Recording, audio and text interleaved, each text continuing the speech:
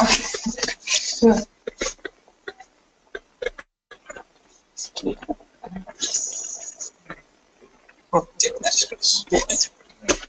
Okay, guys, we'll kick off. Apologies for the slight delay, such is life. So, welcome to using Human Connectome project data. This is going to be a kind of super compressed version of what some people who are really keen, like Erin, will go and spend, what, 5 days? Yeah. There's big courses for 5 years long. Yeah. There's big courses for HCP, and what we're trying to do is kind of just distill the beginning parts just to get you going. So the main motivation here is give some pointers from some people who spend more time than they would be inclined to recommend to others, trying to figure out silly little things so they could just get going. So I'm Joan Griffiths, as I guess most of you know. I'm a postdoc in Randy's lab here. This is Erin Dickey. Erin's a project scientist at CAMH, and I guess the local Toronto HCP expert, at least as far as I've been able to discern, which is why I brought her along for this session, and we're very pleased to have her. So the breakdown for the next few hours is I'm going to kick off and just skim through some basics, general overview, what is this thing, HCP, a few comments on the data. As I said, this is compressed, so we're not going to give you all the information about everything, at least in part because we don't know all the information about everything. But we're gonna give you need to know information and some useful pointers on how to get going. So I'll give you some general summaries, particularly some notes on data access, and then a few things on a few specifics about the data sets that are available from the kind of standard young adult cohort, which is the main data set that's available. Then we'll take a break. Oh, excuse me. Then at some point during the first session, I'll hand over to Erin, and she'll pick up with a few more points, basic points on fMRI. What is it in the first session? We'll see how far we can get without on this computer before we do the second session. So we'll insert that break where necessary. But the key thing is the second part is going to be a hands-on demo workshop that Erin has presented a few times before downtown at SciNet and at CAMH on some of the HCP tools and how to get the most out of using it for your data. So, John, just before you switch over to the next slide, sorry, I think they're not able to see until you press play. Okay. You can just press play for me. That way you can see your slide. Thank you. Great. Hi everyone. Sorry for the blank spot. Didn't miss anything.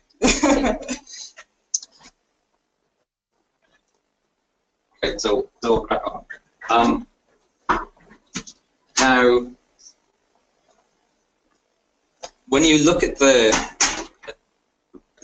first thing to know, I think, in a general overview, is this stuff is all in the past, right? So HCP was a big NIH-funded program that finished, I don't know, 2016. Or the adult study. It ran for kind of 5 years and had a lot of development, had a lot of data acquisition, and in a sense it's kind of done. But now there's follow-ons. But in the kind of initial phase of it, there were 2 consortia that I'm aware of. There may have been more, but the relative proportions are very different. But just kind of background, the one that everyone's familiar with and the one that we'll be talking about is the Washington University Minnesota, or the WU-Min consortium. So that's like the big huge data set that everyone uses. But there's also the Massachusetts General Hospital MGH consortium who put a lot of effort into developing some stuff in the area of diffusion imaging. They actually built a custom diffusion scanner called the Connectome scanner, which is also being used elsewhere. I know they've got one of those in Cardiff now, like a lot of other places. It's like 300 millitesla per meter gradient, so it's crazy, kind of customized for the particularities of diffusion MRI. And there's a small data set, small data set that you can access in the same places as you get the main ones that has some data from this SuperSETI diffusion scanner. So with like, I think 4 or 5 shells and literally hundreds of directions and very high quality stuff. So if you're interested in the best diffusion data set you can get your hands on, don't go to the WMIN, go to the MGH. This is, I don't think this is like widely known. The diffusion data is fantastic in the WMIN as well, but that's kind of the sideline second consortium. The main one is the in there, the big guys. So they have this huge data set that kind of, I guess it's 1,200 at the moment. I don't know how many they've got kind of in the pipeline. That's the whole lot. That's the whole lot. Yeah. It's gone from releases. It's been like 500, 900, 1,200, and you find documentations and file paths and stuff that pertain to each of those different stages. But yeah, ultimately it will be, everything will be 1,200, I guess. I think it's still coming along. And they have these extensions as well, and that's kind of where this is all going. And I mentioned this in the spiel for the flyer for this workshop, because I thought it was worth pointing out that there is this big, as I said, past history project that has, I think, a lot of high quality data from healthy young adults on some cognitive tasks and rest and structure and stuff. But you might not be interested in that if you're interested in other things, but there's other things on the horizon. In fact, they're ongoing at the moment. So that's kind of, it's a relatively recent development, certainly the last like 1 or 2 years, and it's worth knowing. And they're on the website there. If you go to the website, which is now called the Connectome Coordination Facility, there's basically development lifespan, which is particularly relevant to the Rotman research interest of aging, and some disease components as well. And they have all the methods. It's kind of encompassing all of that as well. Maybe to note potentially is that even though they're outside of the main HCP group, two major projects, so ABCD for development and now in like the UK Biobank, are adopting what tended to be like the HCP imaging parameters and the HCP pipeline. So these types of techniques and some of the stuff you'll learn during this workshop will actually also pertain to working with that data.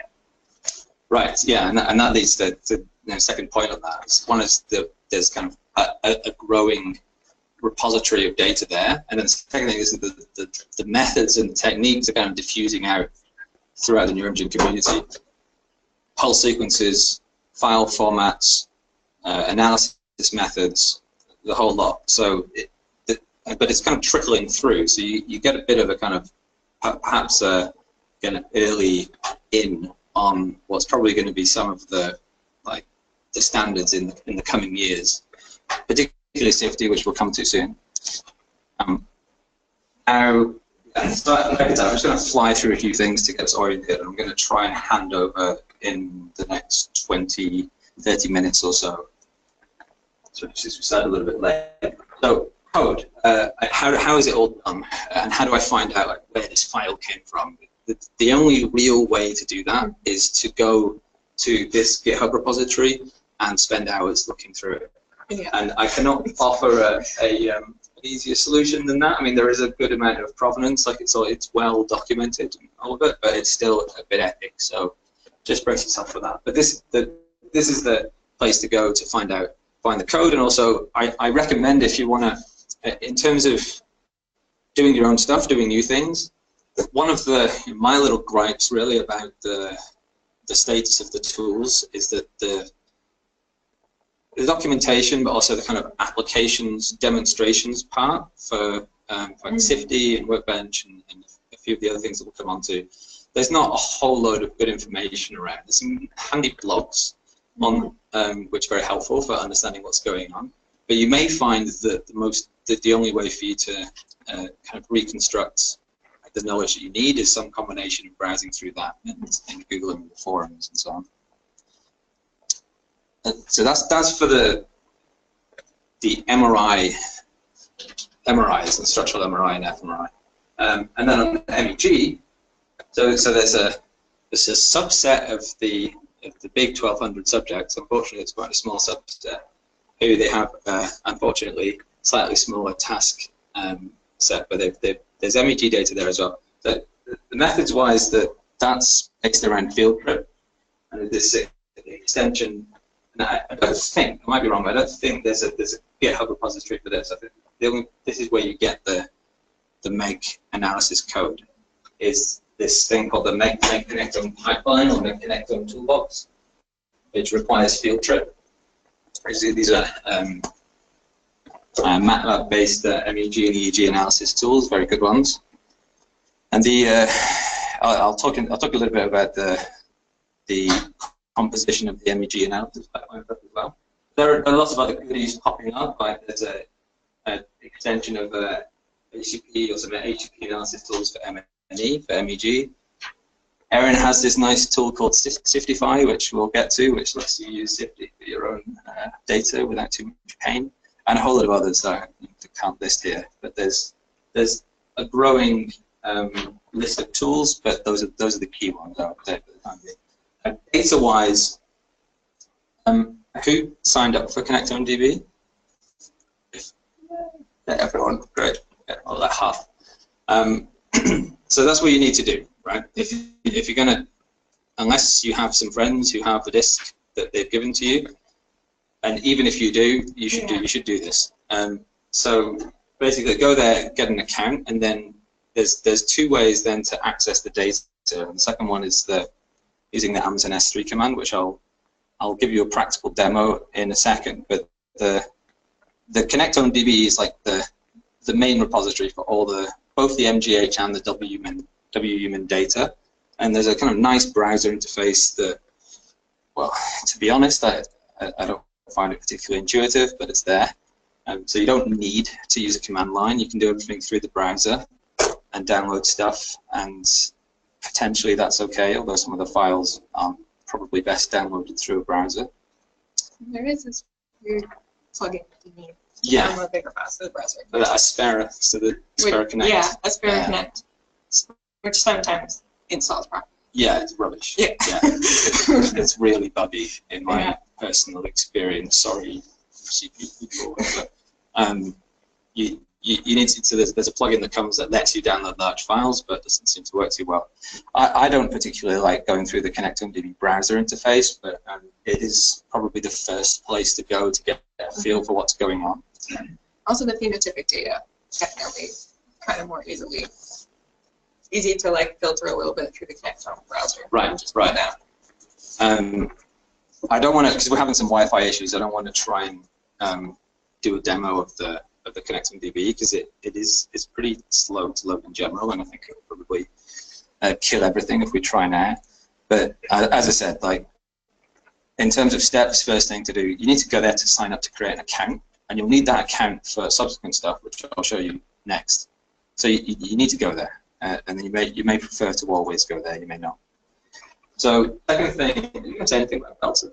Yeah. Okay. So just a little preview. There's this new website tool that they is in the boffins of the HCP, Vanessa and Vassar and co. And it's essentially I don't want to say a PR exercise, but it's highly supportive of their tools, the Workbench tools. We'll get more into it because it is pretty powerful. The only drawback is that currently the only thing on it came from Vanessa. Yeah, and it looks pretty promising, and a very good quick from a reproducibility point of view. I don't want to steal all of your thunder when you come to it, but the reason why I mention it now is because you need a Connectome DB account to get on Belter. Or that's the best way to do it.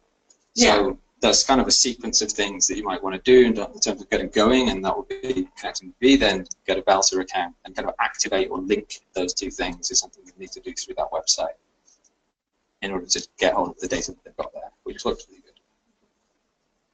So the S3 bucket, I mean, if I was going to say like the single main message that I want to get through to you in terms of the aims that we're going for here, which is getting started and getting going and like useful snippets of information, this S3 command line tool is this is it. This is my single message to you.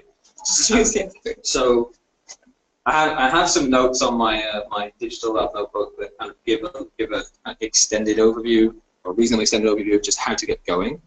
But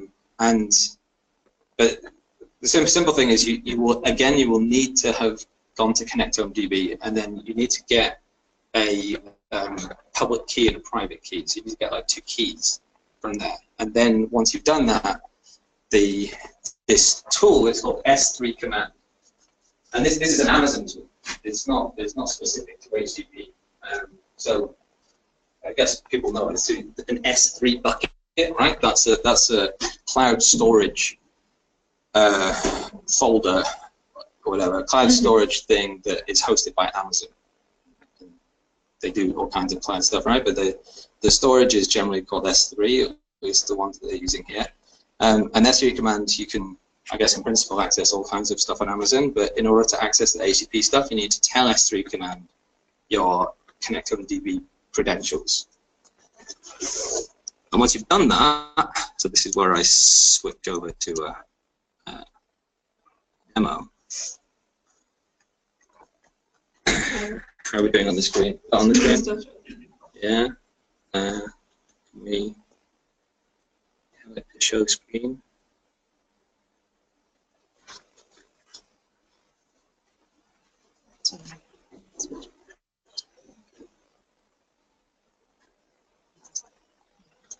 Mm-hmm. Yeah, that's what's on there as well.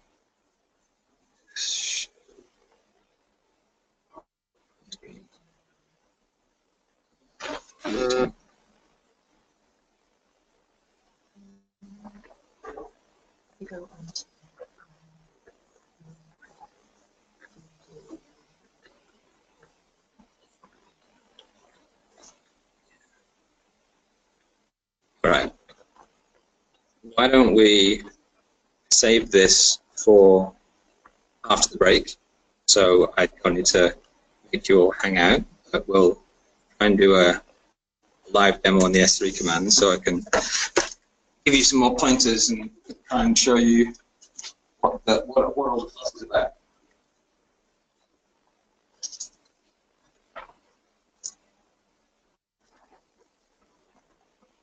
But, I mean, I'll tell you a few words now as well. So what you can do is there's basically three things that you might want to do. What you can browse stuff. Okay, so it's S3 command and ls. There's ls just like normal Linux. This file structure, and you have this prefix, and then after that you've got the folder structure. So from here you've got from this top level, and as you can see, as I said before, this is the 900. So there's also a 1200. I don't know if there's a 500 on there still, but you probably will want to go to the 1200. I'm not quite sure what's there. It's not there for the subjects who read 900. You see what I'm saying? But in any case, you have some prefix up to the top level, and then there's a whole lot of subjects. There's like 900 subject folders. Each of those subjects is going to have several. Then so there's structural data. There's MEG. There's M9 nonlinear is fMRI data basically. There's T1, MEG, one or other things, some processing. So you can just directly from your command line, you can browse everything that's there. Right? So if I want to say, okay, what's the name of the fMRI file from the working memory task in the left-right phase encoding direction, blah, blah, blah, blah, blah, right? It's fairly quick to just kind of, with a few command line commands, get to the file, and you have this file name. And this is kind of important. This is not, file names are huge, and they're complicated, and they have, there's many of them. So like, identifying just the file that you want is half the job, half the time. So this is a very quick way to get to that. So it's listing and browsing. And then download one of these two. Get just gets a single file, and then sync downloads a whole folder. And careful which folders you try and sync, because some of them are very big. But definitely it's your brand. There's some secret data. Secret is in it's restricted. Yes. So you need to ask for that. You need to send them an email and somehow justify whatever it is you're attempting to do, and then you'll get some special key, and then you get an extra set of things that has things like ages and other potentially kind of, I guess, identity compromising details that you might want to do for certain kinds of analysis. And the ages is, I think, especially an important one for a lot of analysis. With structure. like a good thing to know. Right. Yeah, yeah, good point. Yeah. How many twins are there? Quite a few. So HCP, the adult HCP was actually designed as a family study. So there's a combination of monozygotic, dizygotic twins and siblings in there. And you can actually go through the web interface and get a list of people who are unrelated, but that will give you about 100 subjects. If you want to use the whole data set, all like 1,200, and actually take family structure into account in your analysis, you need to ask for the restricted data to actually get that information, because it's actually kind of identifying to know who's related to who. Good. So the restricted data goes together with the behavioral data, which maybe it's kind of from order, but in addition to all this imaging data, there's an Excel spreadsheet, which is the behavioral data. And obviously, it's a very valuable Excel spreadsheet because it has, in particular, it has a whole load of cognitive test batteries. And the main test battery that uses the NIH toolbox, which has a set of fluid cognition or fluid intelligence various tasks, and a set of crystallized intelligence or crystallized cognition tasks. And they have these, this is all NIH toolbox, but it was actually unfamiliar to me when I first started, so I had to kind of learn about NIH toolbox.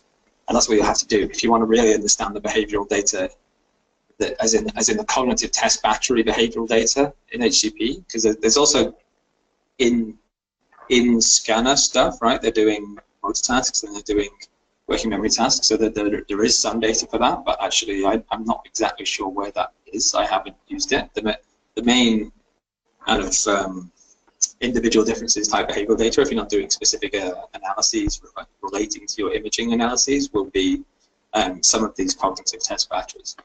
And there's more than just these. There's some stuff with Henn progressive matrices. There's a few other, scan through the spreadsheet, there's a whole lot of stuff, which as these spreadsheets often are, it's encoded and hard to figure out what's what. But you can. There's a decent data dictionary. Yeah, yeah. So there's yeah. So that was another point that I think I would have listed earlier on, is that I pointed out the code and said basically that's where you're gonna have to go to find out what's done. The second place that you're gonna have to go to find out I've listed 3. The second one is there's these PDFs that are the data release reports, and there's like basically a huge like 500-page PDF that 500 released, 900 release. There's like several for each release, and I don't think they're necessarily make the previous ones redundant. Well, I'm not entirely sure, but so you'll find these, just kind of go through the website or Google it directly, and you'll have like a huge PDF, which, like the code, will take you a long time to digest. But between those two things, the code, the code in the GitHub repository, the PDFs, and the forum, those are basically the three kind of triangulation points for figuring out what's what in the data. So there's this magic spreadsheet, which is good to get your hands on, and when you have your hands on the secret data, then you combine them, and then there's also there's one more spreadsheet, which is free surfer optical thickness ROIs, which, because it comes as a spreadsheet, what I suggest you do, what I have done is just merge those 3 documents. So it's a big Excel spreadsheet that has age and parametric thickness, and then all of these cognitive test scores as well. I think that's probably the best way to get going in terms of working with behavioral data in HCP. Now, for the fMRI data, again, this is just a fly through, so I'm not going to break down the contents of every task and the paradigms, and because I'm not familiar with every task and paradigms, because there's only one. It's only one life. I'm only one man, so there's a lot of stuff there. But the data that I've worked with the most, and I think probably too, is the REST data. It's probably everyone's done the most with that. But there's all these other ones. So there's working memory, language, motor task, gambling, emotion. Gambling sounds fun. Yeah, I forget what gambling is. Yeah, and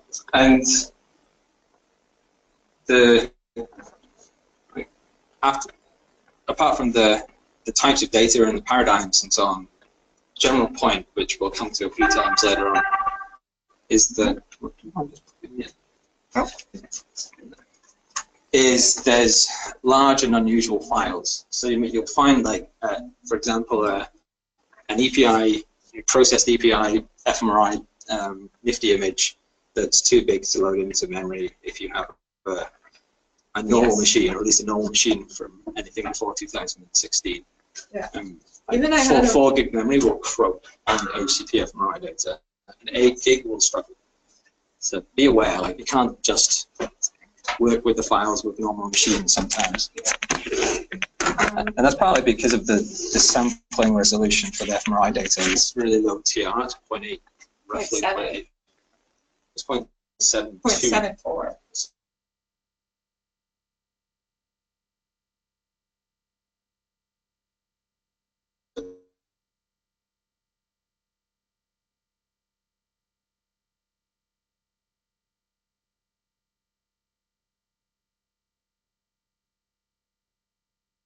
.74 with 2 by 2 by 2 resolution voxels. Right. We'll come on to that. So we'll just leave it at that for now. Teaser. Okay. For the MEG, like I said before, unfortunately, is a relatively standard sample size. It's roughly 100 subjects, and there's not all of these many tasks. There's actually just three cognitive tasks, or 3 tasks: rest, working memory, and this thing called story math, which is two language tasks. One's kind of sentence level, that's kind of narrative level. And again, it's a field trip oriented analysis workflow, and you get these possibly slightly unfamiliar file formats at the end, which are these dense and parcellated connectomes and time series as well. And the connectivity, the functional connectivity part of the MEG data, which is, I guess, part of what they're aiming for, Susan, it's the Connectome project, is band-limited power correlations. This method that I think is originally developed by Matt Brooks, or certainly championed by those guys in Nottingham. You filter data and you look at the time series of the envelope in some frequency band. And the second one is imaginary coherence, which is standard coherence, and drop the real part of the coherence function to remove the effect of zero lag correlations is the idea. So there are files, you'll find files for these things if you browse. Maybe I'll show you that with the S3 command after the break when I've got that working, and I'll show you with the presenter, with the projector. Okay, that's it for my fly through. Okay. So we can break, or we can go to you for a bit? We can fly through the beginning of my stuff, and then we'll see when we get back. Let's do that. I'm going to try opening actually the browser. I'm just projecting my desktop.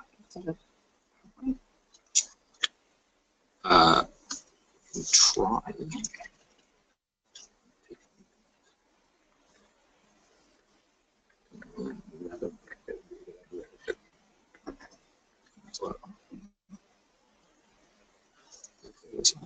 Yeah, try.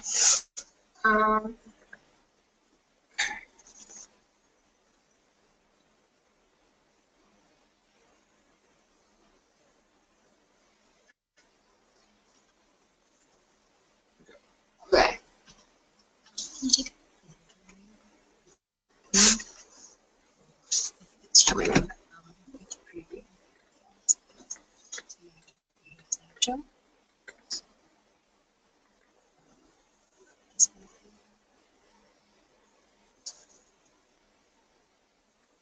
It's being slow. It is being slow, but it's also showing. So to duplicate right now before the everything does. Okay.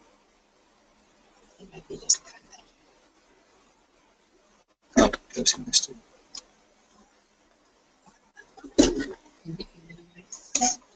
of.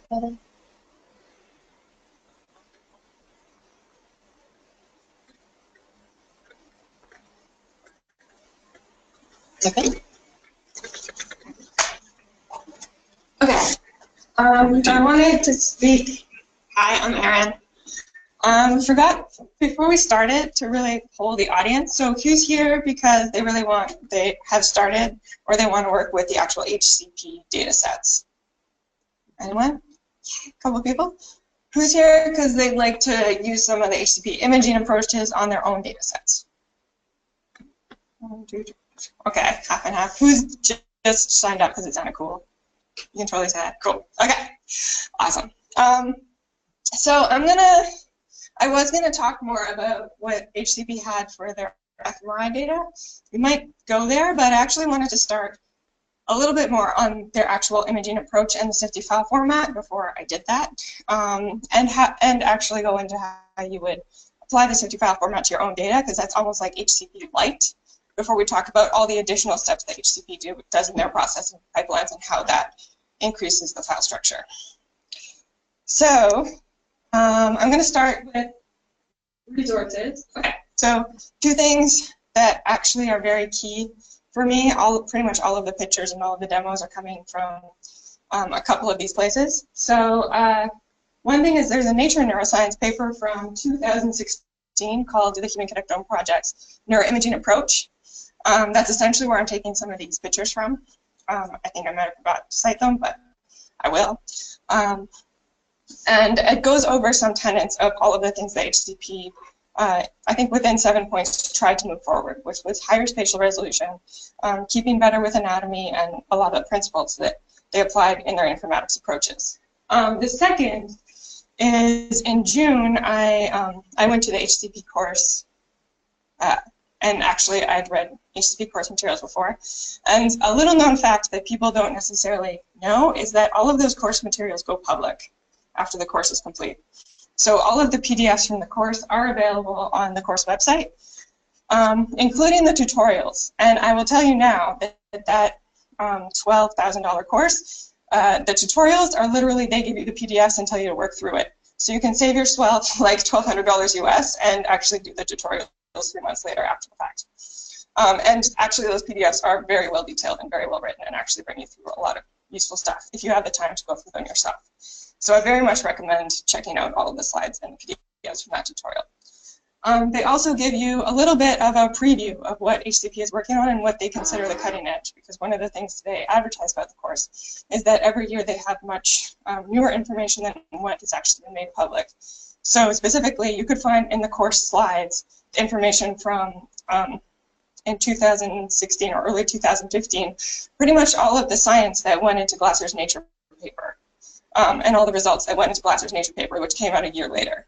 So you can really understand some of the things they're trying to push forward at a very detailed level by just reading through those slides. Okay.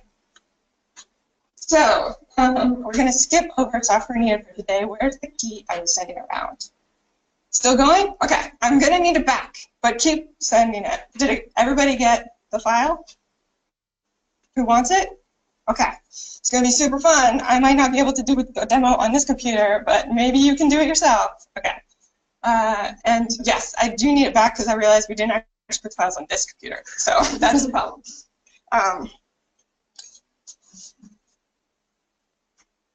Okay.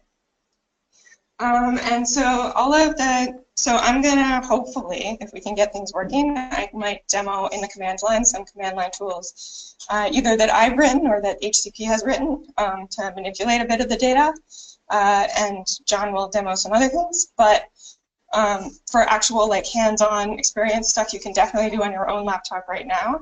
I recommend we're gonna try to actually get you to use the Connectome Workbench visualization tool, because I will say it is actually the most powerful tool. I've kind of thrown out everything else now, and it gives you the most provenance. So it allows you to kind of save your state where you are, and literally you can build your entire figure in that tool. We'll get more into that later, and we'll actually try to build an entire figure in that tool. And it just allows you the most different ways to visualizing the data, so surface rendering, and slices, and a bunch of different things. Okay, and yes. Okay, so for the next part, before we get to the break, I'll tell you a little bit about the fact that HCP has moved to a surface-based approach and what that means and why they did that. And I'll talk a little bit about the file formats that they introduced as they were doing that. Okay, so we'll start with traditional analysis. So who has done a GLM in FSL or SPM or something and created a statistical map based on voxels? Yay, okay, so everyone's familiar with this approach. And who published that in a paper? Fun times? Okay. So you might remember, so you did your volume-based approach. You transformed your data to M&I space so you could align all your subjects. Very important. You did some kind of volume-based smoothing because if you did the mistake of skipping the volume-based smoothing step, you might have noticed you had no results. You need to do the volume-based smoothing to actually increase your SNR. And then you did some kind of voxel-wise analysis, and hopefully you did some kind of whole brain corrections or family-wise error or something on your clusters, and you got a map of blobs in 3D space. And then you had to write your paper and report on those blobs. So if you're like me, or me in 2008, maybe you made a montage of slices in your paper. Maybe you created a table about the M&I coordinates where those blobs were. Maybe you went as far as actually uploading that map to now I'm blanking on the name. Database? Yeah. So maybe you uploaded that map. Good call. Who went as far as uploading the map? Nobody. Okay. Who actually reported all of the M&I coordinates somewhere? Okay. Of everything, not just the ROIs that showed the result within the cluster correction that you did, or within some kind of ROI mask that you created a priori. Okay, that's the 2000s. Right, for that. Who is happy with how well that communicated exactly how the cluster was and what its shape was and what its size was? Okay. Okay. So let's talk about some caveats that might have bugged you as you were doing this, as this was going. One that you might not even realize is that you applied volume smoothing. So volume-based smoothing was actually really important because if you didn't do it, you wouldn't have had the SNR, and because subject realignment is relatively bad in M&I space, especially in the cortex. You're not really realigning cortical areas to each other. You're realigning people to get their brains essentially the same shape, but it's still folded all differently. So you're smoothing. So you do this smoothing in 3D space. But the smoothing kernel, anywhere where you smooth, like imagine there's a smoothing kernel in this little circle here, means that we're smoothing together. To start CSF and white matter into our gray matter when we do a plane-based smoothing. We're also smoothing two areas. Essentially, we're smoothing areas of the cortex that are pretty far apart from each other. So if you look within this kernel, this corner of the cortex and this corner of the cortex, they're actually quite far apart on the surface. They're on two different sides of the sulcal bank, but in volume-based smoothing, they'd be considered very close together. Also, for this reason, because when we transform an M&I space, we're not transforming the cortex, no M&I coordinate can really actually be perfectly described as a place on the cortex, because that place on the cortex is slightly different in every person because of the different folding patterns of people. This is especially true in the parts of the cortex that I tend to know and love, which happens to be things like the prefrontal cortex and the lateral parietal lobes, those places where there's definitely a lot more individual differences in cortical folding. And the other part is that it becomes hard to visualize and plot and report your results if you're reporting an M&I coordinate, or if you're trying to communicate your effects using a montage of slices.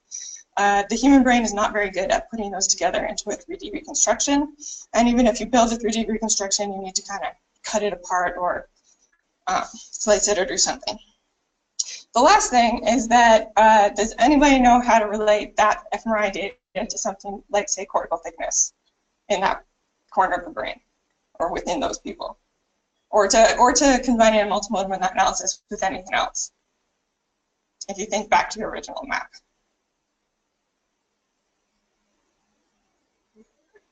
Yeah. Yes. So free surfer you can do, but how would you relate the free surfer surface? Like where in free surfer, what vertices in free surfer would you look for to relate to your map?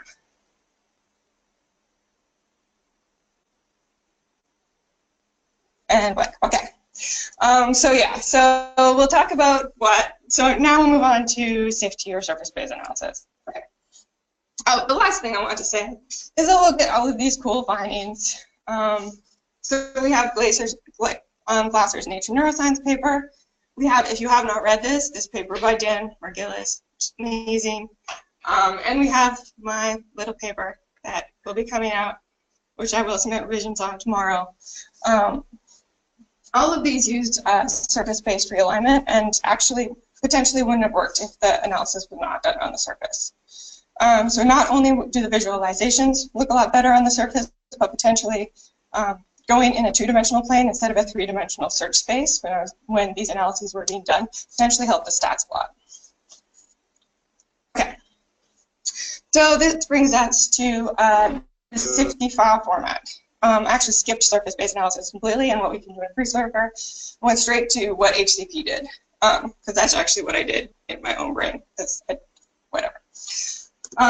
Okay, so HCP came forward and they fixed another problem that happened in surface-based analysis when we were doing it in free surfer, is that we tended to throw the subcortex away, which kind of sucks, because the subcortex, you might have noticed, is actually quite important in terms of neuroanatomy.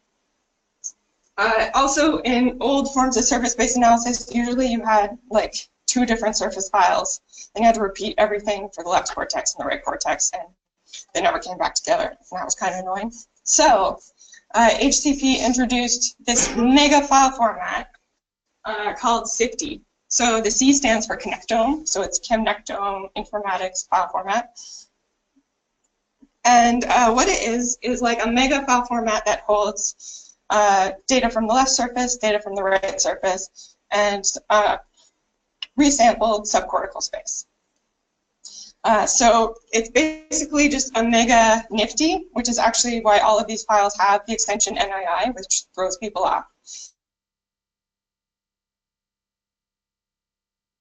And traditionally, the top slot gets taken by left surface, the middle slot gets taken by right surface, and the bottom slot gets taken by the three-dimensional subcortical structures, just like this. It has special stuff within those slots to handle the metadata of 2 of them being 2D and 1 of them being 3D. And those 3D, the 3D subcortical structures actually having a subcortical name attached to those voxels as well. What did I want to say? So this actually, one reason why this was really helpful was it deals with the problem that John was talking about, which was really annoying, was file bloats, or the size of the files. So if you notice, the HCP data was collected at 2x2x2 resolution, which created a huge 3-dimensional matrix of data. And one solution to be able to do the fMRI analysis faster was to throw out everything that wasn't gray matter in an intelligent way that was actually more representative of the anatomy. So in this case, it gets so that 2x2x2 matrix, which I don't even know how many numbers that becomes. I don't even know how big that matrix is in terms of how many voxels there are per image. Yeah, depends on the size of the person's head.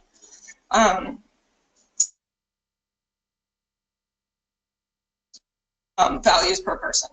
And this is actually, in this particular 90,000 image, it's resampled down to a way where every point that's sampled from is essentially 2 millimeters from the other.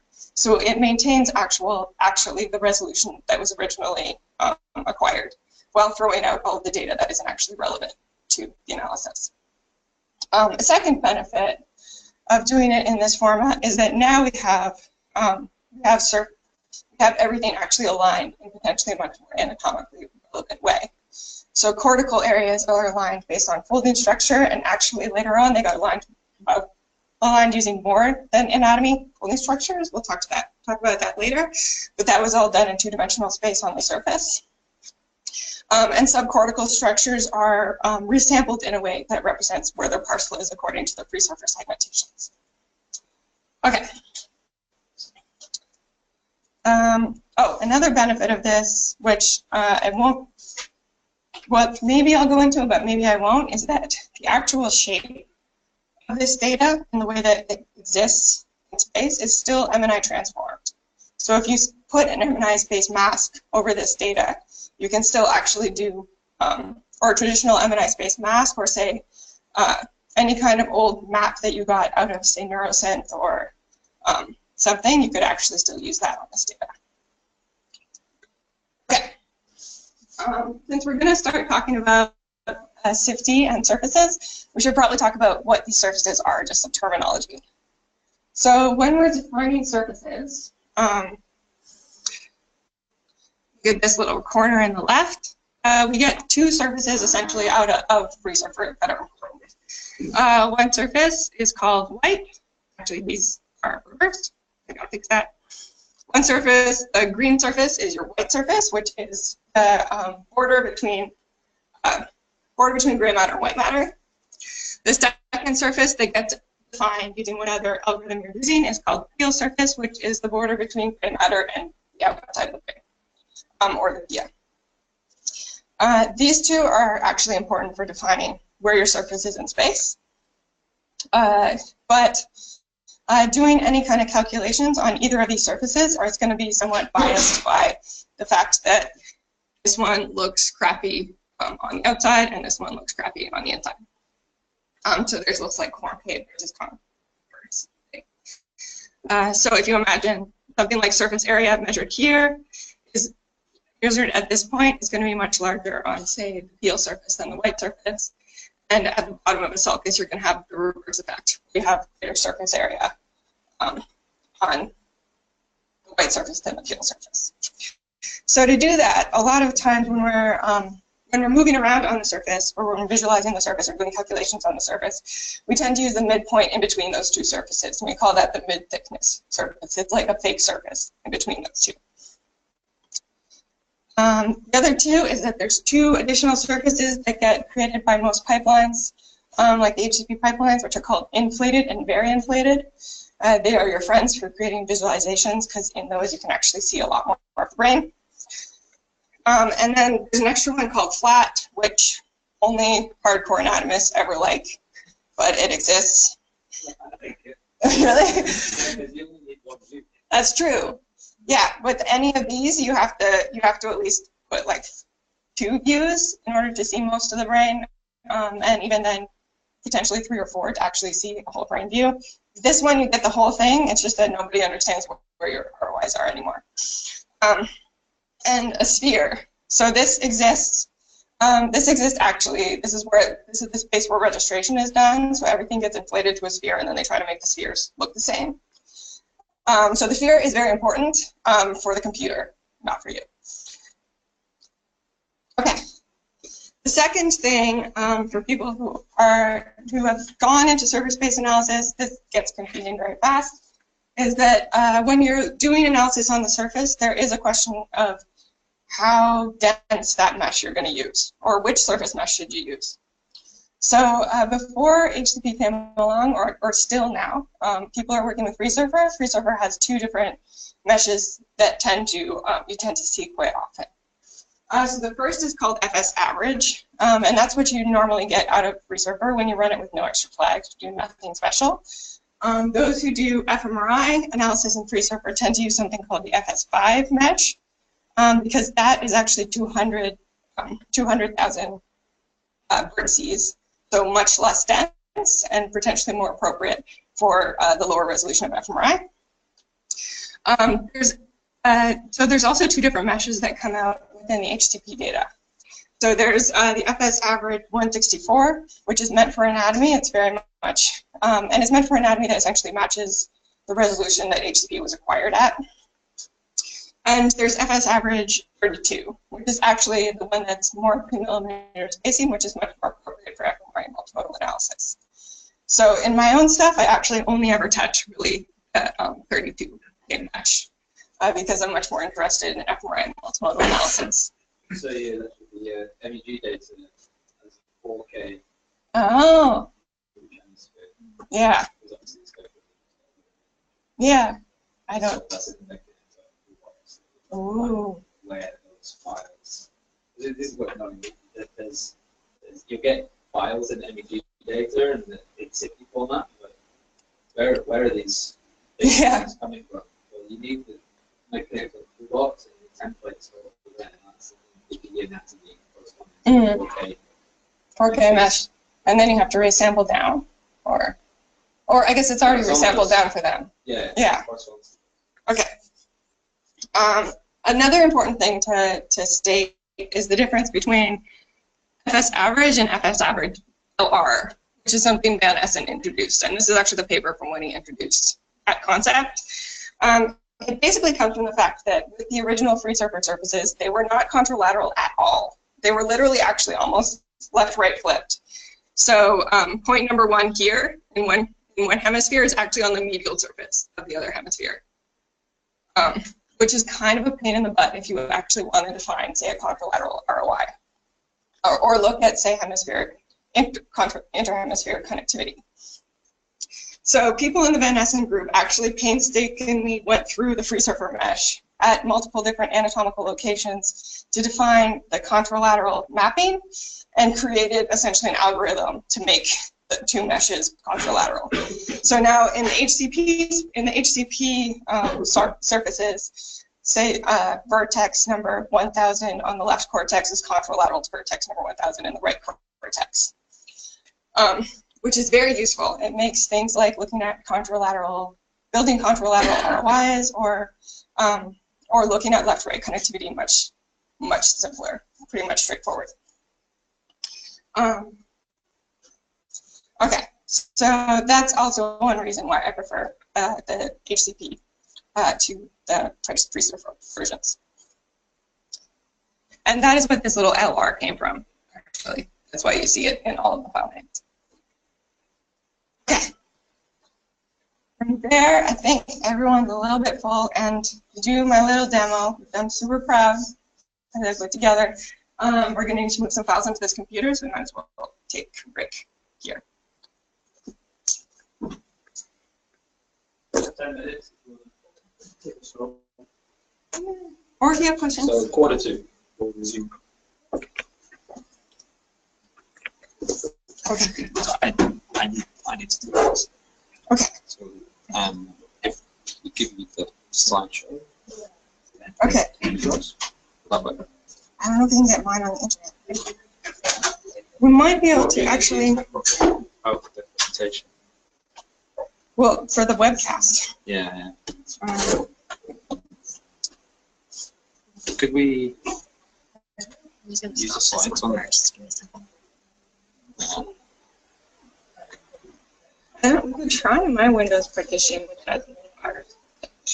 So what's the? But it tends to work with most Windows. So she needs to do stuff on her laptop. Yep. But she probably can't present. She can't get internet on her laptop. Okay, so we can try using this one. Okay. The internet's been okay. I guess it cuts off, I think, at the same time that yours seems to be cut off with audio. It'll say something like audio disconnected. But internet is okay. I mean, it's connected, so it's one try. Okay. Logging into wherever it is you need to log in, and then instead of viewing his screen, so right now which is showing John's screen, we'll just show this screen instead. Okay. And then we'll plug projector into this as well. Okay. Yeah, we need to extend Can we get download your computer as well. We get it. Or we have to show. Oh, the terminal, right.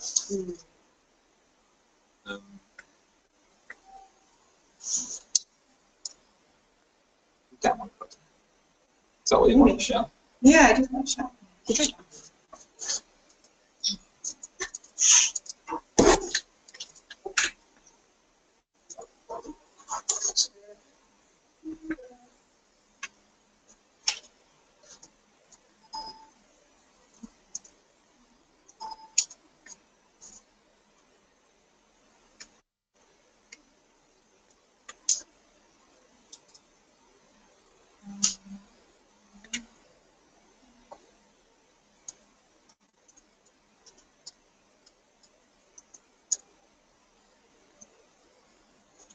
Okay. All right. Smart aging donut. Maybe I can get it. I don't know if I can. Oh yeah, so you're on the guest. I'm on the guest. Yeah, Maybe so- I'm on the So guest. is the So it wants you to. It looks like you signed in there. Did you do? we really I think it's so sorry for showing it to like that should have looked like him. Yeah. Yeah. Just,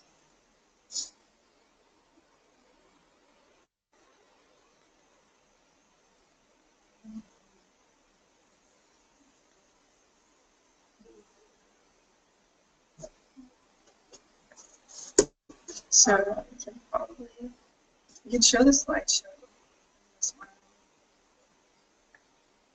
So- Yeah, I won't be able to download Bash commands, but I could. Yeah, I could So you still could- do the WP command and stuff. Right. Okay. Trying to do your sign in. Okay. Okay.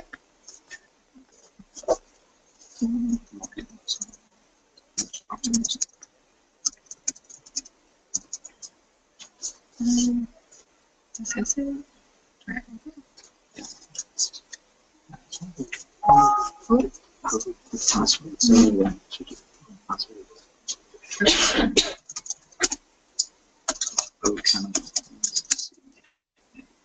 Oh, okay, that's good. Okay, yeah. Yay. Okay, so other Passwords. Yeah, I don't think this is ever Yeah. I was like, it's just Let's get my. oh.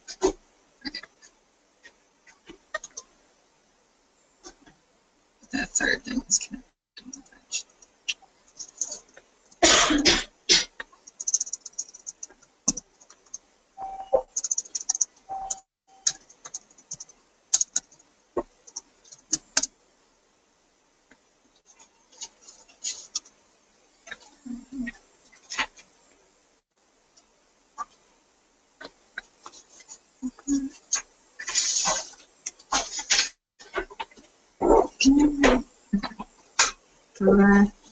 Yeah.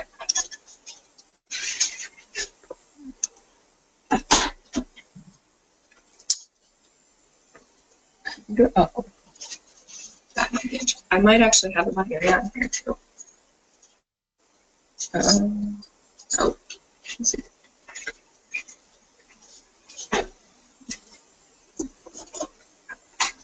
Wait, I was gonna let's see.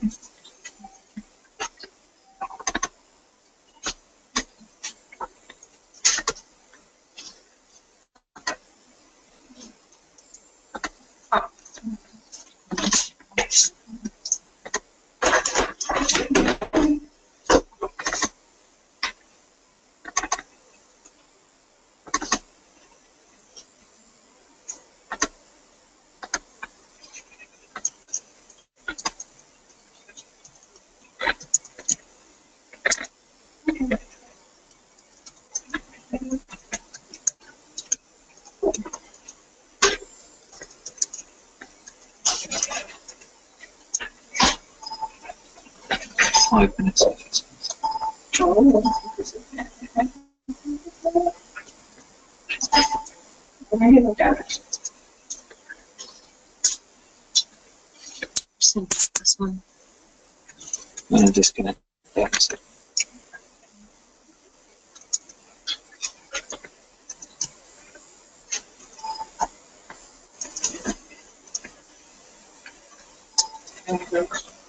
Okay. Black.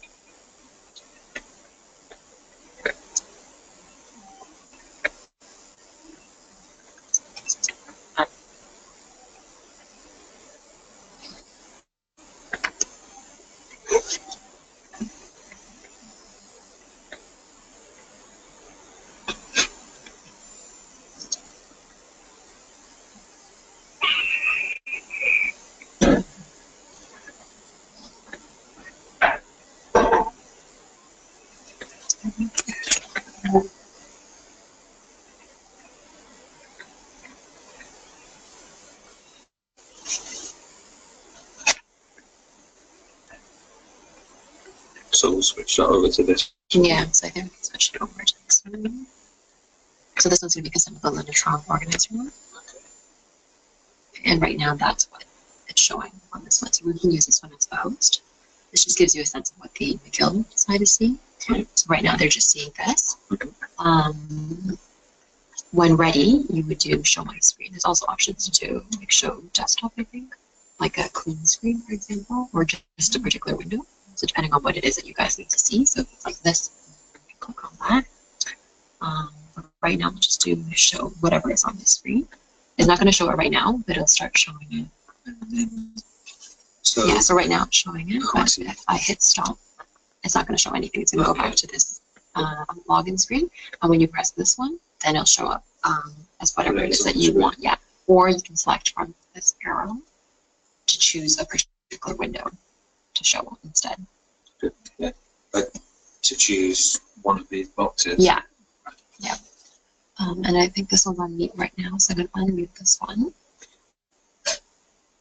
And this one I'll mute. Keep going.